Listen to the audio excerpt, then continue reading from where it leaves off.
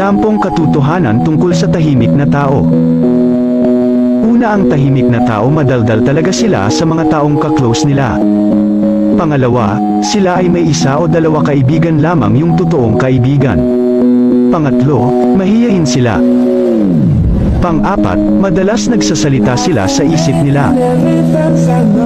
Pang-5, sila yung may magandang ngiti at nakakatawang tawa.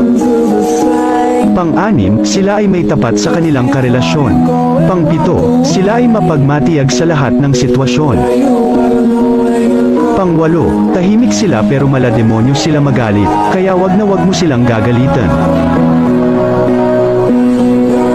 Pang-9, sinasarili nila ang nararamdaman nila kahit nasasaktan na sila.